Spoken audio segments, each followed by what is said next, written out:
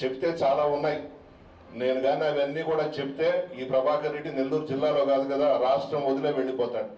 కానీ చెప్పదలుచుకోవాలా, అంత దూరం నేను వెళ్ళను. ప్రజలే కోర్టులో శిక్ష వేయబోతున్నారు.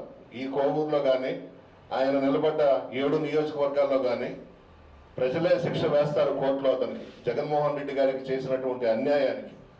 మీరేందమ్మా మాట్లాడేది?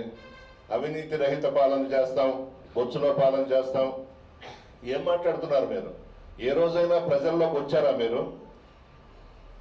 అడుగుతున్నానమ్మా, నీ రెండో భర్తను అడుగుతున్నాను. ప్రశాంతమ్మ చెప్పు, నీకు రెండో భర్తే కదా?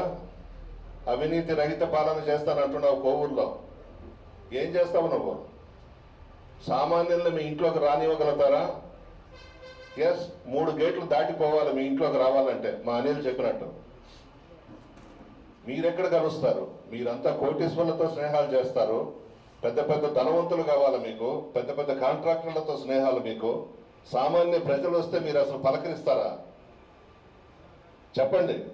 ఎందుకు ఇప్పుడేదో వచ్చి నడమంత్రపు సిరి వ్యవహారాలు చేస్తూ మీ స్థాయి ఏందో మీరేందో ఒకసారి గుర్తించుకోండి.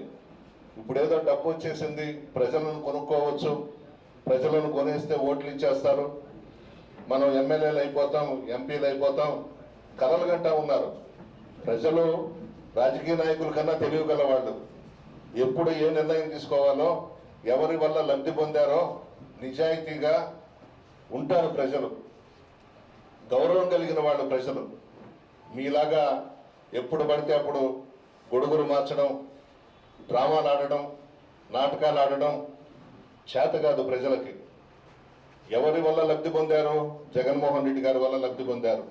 ప్రజలు అడగలేదు, పార్టీలకు అతీతంగా ఇచ్చాం, కులాలకు అతీతంగా ఇచ్చాం.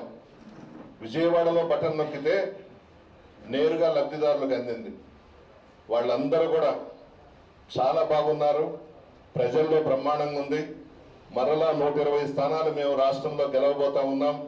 25కి 25 పార్లమెంటు స్థానాలు గెలవబోతా ఉన్నాం. ఈ రాష్ట్రానికి కాబోయే ముఖ్యమంత్రి జగన్మోహన్ రెడ్డి గారే, తిరుగులేదు. భగవంతుడు కూడా రాసి పెట్టేశాడు.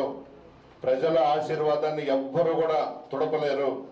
ప్రజల మనసుల్లో చిరస్థాయిగా నిలిచిపోయే వ్యక్తి ఈ భారతదేశంలో ఎవరైనా ఉన్నారంటే ఆంధ్ర రాష్ట్రంలో ఒక్క జగన్మోహన్ రెడ్డి గారు మాత్రమే. ఇవి గుర్తుపెట్టుకోండి.